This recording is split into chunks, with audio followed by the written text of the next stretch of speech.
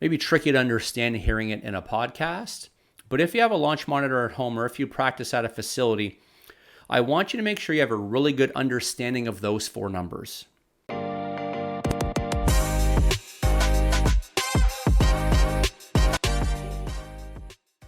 Hey team, welcome to episode 23 of the Golf Never Sleeps podcast.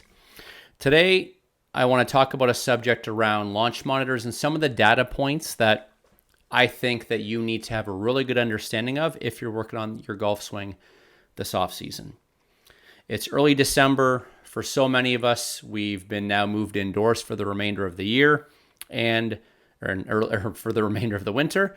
And a lot of people have access to launch monitors, and there's a lot of indoor facilities, and there's a lot of players that own their own technology. And I think without a proper understanding of some of the data that we get, we can make some pretty bad assumptions about our swing and sometimes even some swing changes based on data that we don't properly understand. So there's four numbers that I want to talk about today. And don't get me wrong, a lot of the launch monitors out there, there is a ton of information and there's a ton of data points. But I think for a lot of players, it would be great if you could understand all of them. But too often players don't even understand, let's call it some of the basic ones. So let's go through some of them. Actually, we're going to make it 5. I just changed my mind. I've just added one on the fly. So the first number that I want to talk about, and we'll combine them into 2, is club face and club path. And to break them down, what those 2 numbers mean, and I guess for reference, what I'm going to use as a reference point is most of the data based on what we're going to get if you're on TrackMan. That's a tech that I teach off of all winter long.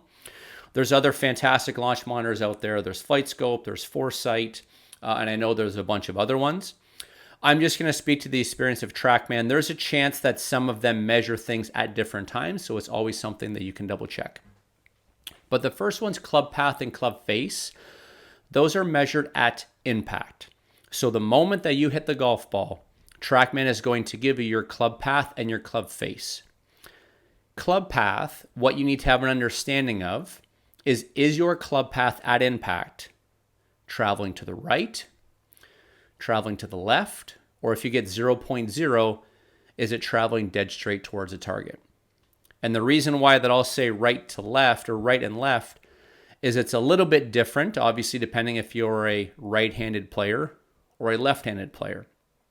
So what these are measured, and these are measured in degrees. So as an example, if I hit a golf shot and I have a club path of +4, on TrackMan as a right-handed golfer, that means that my club path is traveling 4 degrees to the right at impact.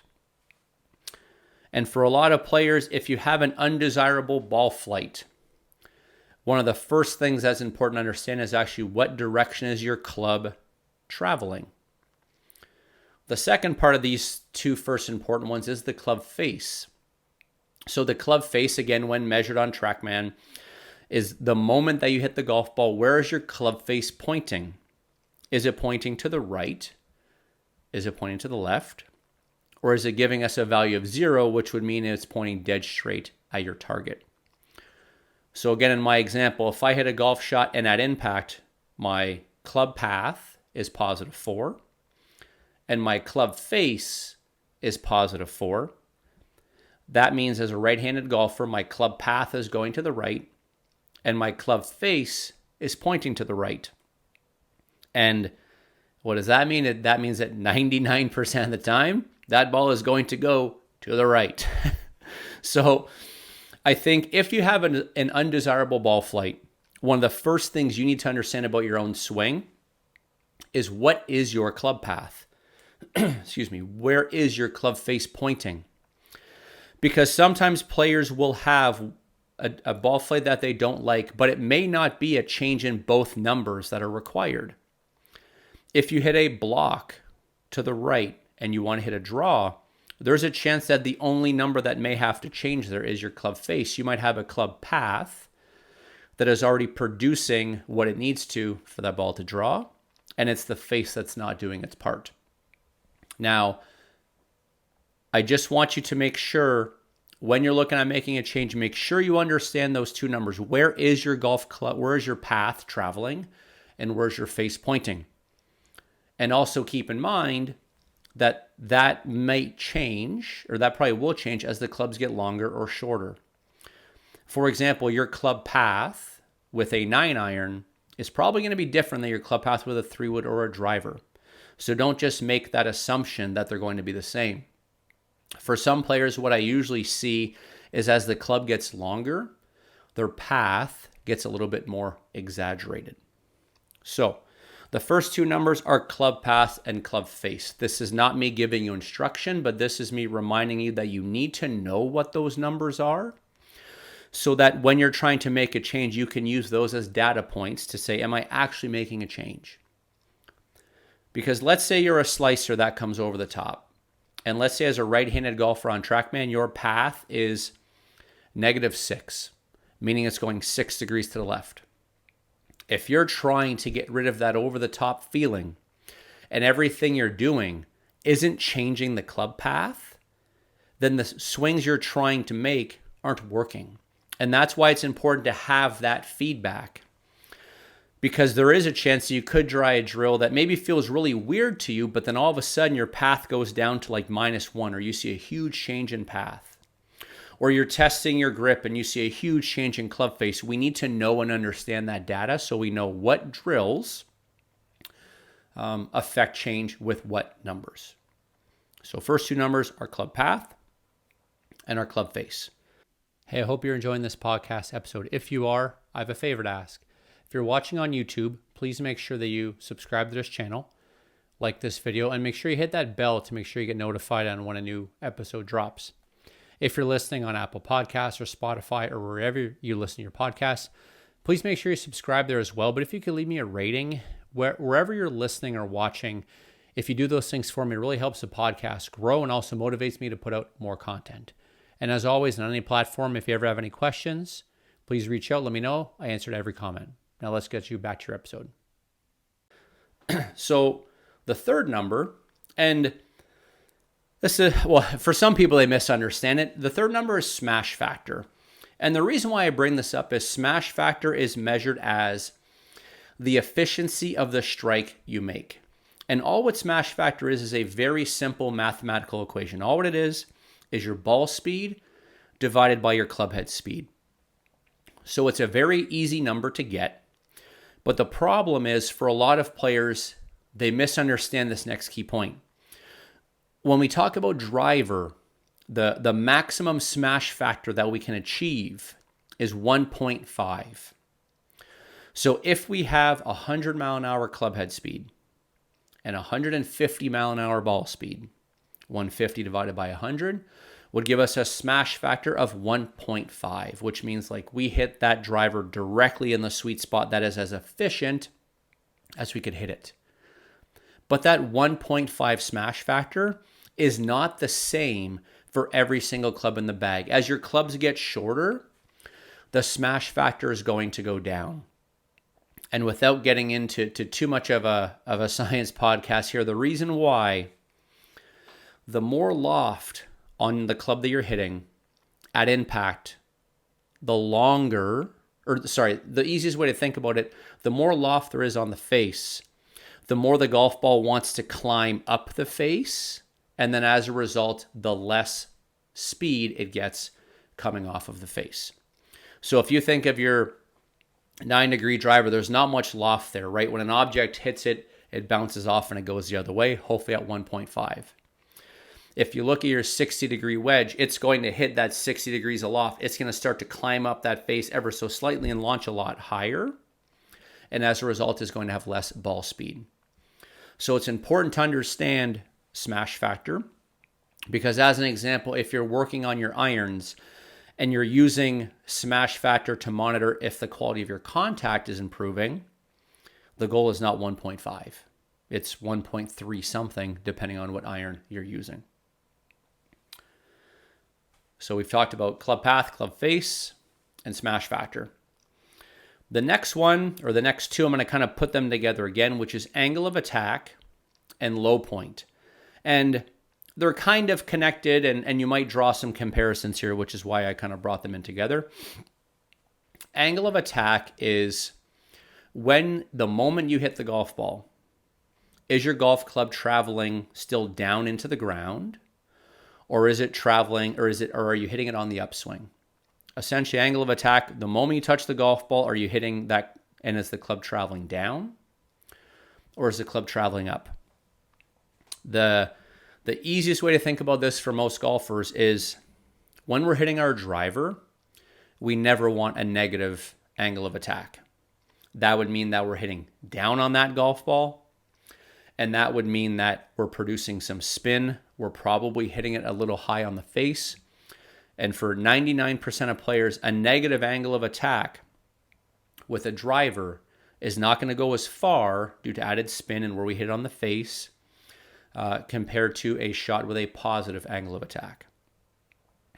So with driver, usually for most players, driver is the only club I want to see a positive angle of attack. If we flip over to irons now, the reason why we want a negative angle of attack is if we think around this visual of compressing the golf ball. When we hit a golf shot, we want to make sure that our golf club is traveling down towards the ball, hitting the golf ball first, but is still traveling down as we do it. That gives us a little bit of that compression visual, I guess. But it's very important to understand what our angle of attack is with our clubs, because oftentimes what I see, and I'll give you kind of a couple average golfer examples. For average golfers that tend to come over the top, especially with driver, they're very steep on their downswing. I'll see a lot of negative angle of attacks with driver, and as a result, they spin a lot, they curve a lot, and they don't go very far. And for a lot of players, if they want to hit the golf ball farther, one thing they have to optimize is their angle of attack. The other way, when we look at irons, when we see a lot of players that hit behind the golf ball, it could be chunks, it could be skulls, it could be a combination of both of them. Oftentimes with irons and hybrids and that kind of stuff, we're seeing a positive angle of attack when the ball's on the ground. That's not very good. And what it shows is that we're actually hitting the ground or bottoming out before we get to the golf ball. So driver, positive angle of attack. Irons, negative angle of attack. Which will bring me into the fifth number, which is called low point. And if you're looking at someone swinging like from face on, if you think about it, their club head travels in an arc. It goes down and then it goes back up, right? And the downswing starts to travel towards the ground. It hits around the golf ball and then starts to work its way back up. Low point is measuring on that arc where your club is at its lowest point relative to that arc. The easiest way to think about that is if we look at that driver with a positive angle of attack, our low point should be before we hit the golf ball. So you'll make your swing, you'll come down, and you will bottom out, not hit the ground, but the arc will bottom out and start to work its way up when it hits the golf ball. That should normally give us a positive angle of attack and a low point that is before the golf ball. When we switch over to irons, what we're looking for with an angle of attack, what we're looking for in a low point is we're looking for a low point that is after the golf ball. And again, we go back to that visual of compressing a shot, or what it looks like in real slow-mo when we see players compressing a shot.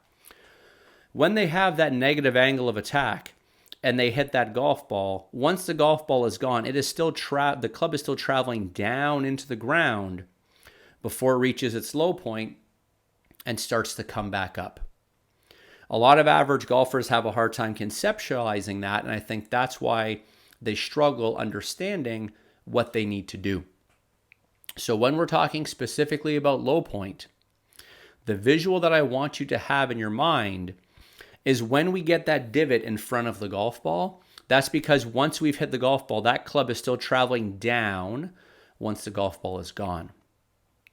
For a reference and maybe a visual if you want to create one, low point for an iron shot, and again, this varies by length of club, But let's look at something at a low point of like 3 degrees in front of the golf ball or after impact. And that might help you understand a visual of, okay, as I'm making this golf swing, I'm going to make sure that my angle of attack is negative and that my low point is after the golf ball. I know a couple of these topics or a couple of these data points might be maybe tricky to understand hearing it in a podcast, but if you have a launch monitor at home or if you practice at a facility, I want you to make sure you have a really good understanding of those 4 numbers.